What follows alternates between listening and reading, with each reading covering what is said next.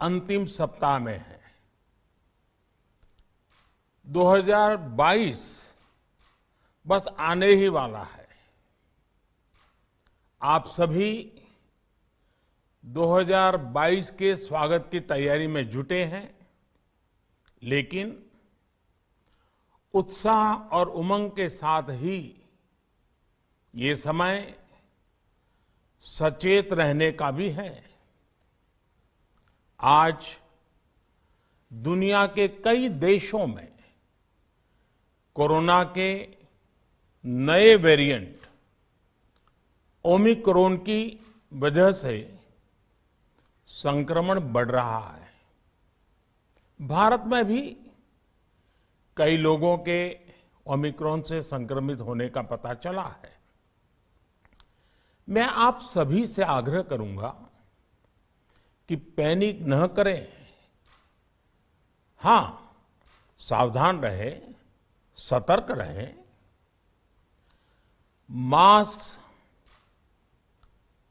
उसका भरपूर उपयोग करें और हाथों को थोड़ी थोड़ी देर पर धुलना, इन बातों को हमें भूलना नहीं है।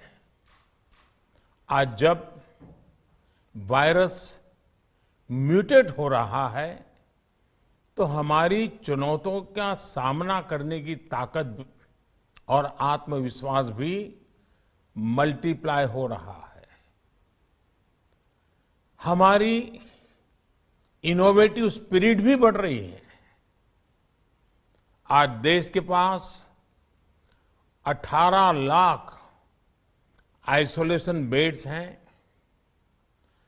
5 लाख ऑक्सीजन सपोर्टेड बेड्स हैं, 1,40,000 आईसीयू बेड्स हैं।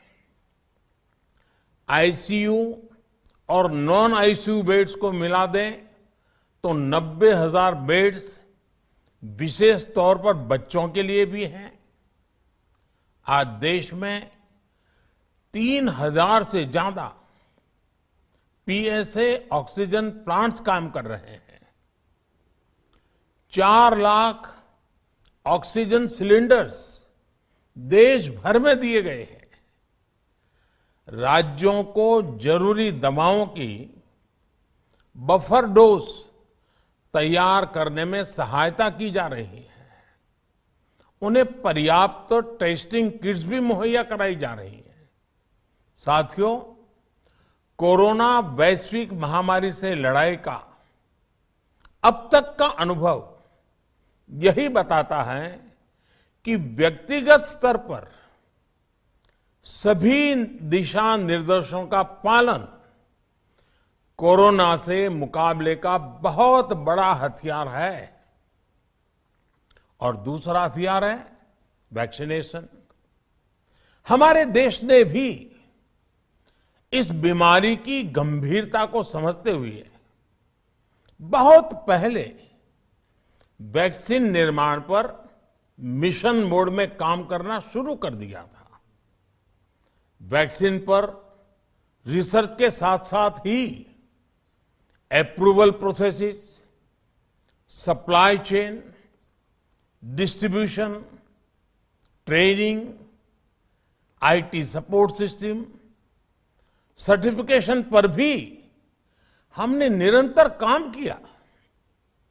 इन तैयारियों का ही नतीजा था कि भारत ने इस साल 16 जनवरी से अपने नागरिकों को वैक्सीन देना शुरू कर दिया था।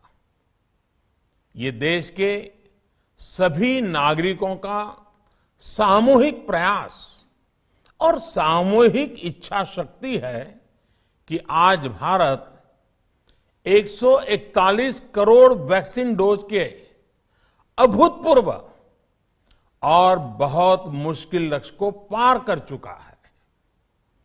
आज भारत की वयस्क जनसंख्या में से 61% से ज्यादा जनसंख्या को वैक्सीन की दोनों डोज लग चुकी है।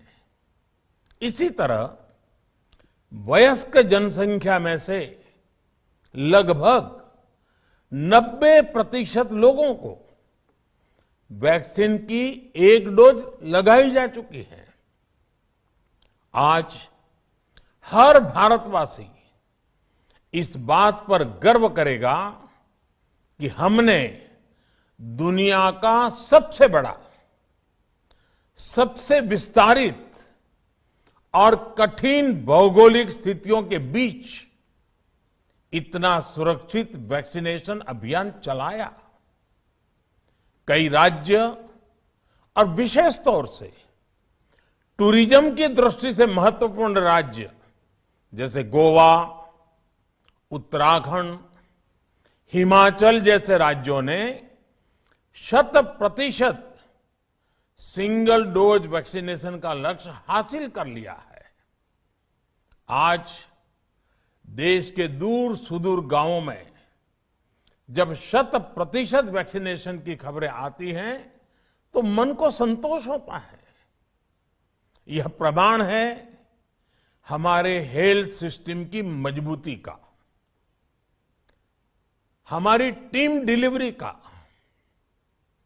हमारे हेल्थ केयर वर्कर्स के डेडिकेशन और कमिटमेंट का, और देश के सामान्य मानवी के अनुशासन और विज्ञान में उनके विश्वास का। हमारे देश में जल्दी ही नेजल वैक्सीन और दुनिया की पहली डीएनए वैक्सीन भी शुरू होगी। साथियों, कोरोना के खिलाफ भारत की लड़ाई शुरू से ही वैज्ञानिक सिद्धांतों, वैज्ञानिक परामर्श और वैज्ञानिक पद्धति पर आधारित रही है। पिछले 11 महीने से देश में वैक्सीनेशन अभियान चल रहा है। देशवासी इसके लाभ भी महसूस कर रहे हैं। उनकी रोजमर्रा की जिंदगी सामान्य हो रही है। आर्थिक गतिविधियां भी दुनिया के कई देशों की तुलना में उत्साहजनक रही हैं। लेकिन साथियों, हम सभी जानते हैं कि कोरोना अभी गया नहीं है। ऐसे में सतर्कता बहुत जरूरी है। देश को सुरक्षित रखने के लिए, देशवासियों को सुरक्षित रखने के लिए हमने निरंतर काम किया है। जब वैक्सीनेशन शुरू हुआ तो उसमें भी वैज्ञानिक सुझावों के आधार पर ही ये तय किया गया कि पहली डोज किसे देना शुरू किया जाए, पहली और दूसरी डोज में कितना अंतराल हो, स्वस्थ लोगों को कब वैक्सीन लगे, जिन्हें कोरोना हो चुका है उन्हें कब वैक्सीन लगे, और जो कोमॉर्बिडिटी से ग्रस्त हैं उन्हें कब वैक्सीन लगे। ऐसे निर्णय लगातार किए गए और ये परिस्थितियों को संभालने में काफी मददगार भी साबित हुए हैं। भारत ने अपनी स्थिति परिस्थिति के अनुसार भारत के वैज्ञानिकों के सुझाव पर ही अपने निर्णय लिए हैं। वर्तमान में ओमिक्रॉन की चर्चा जोरों पर चल रही है। विश्व में इसके अनुभव भी अलग अलग है, अनुमान भी अलग अलग है।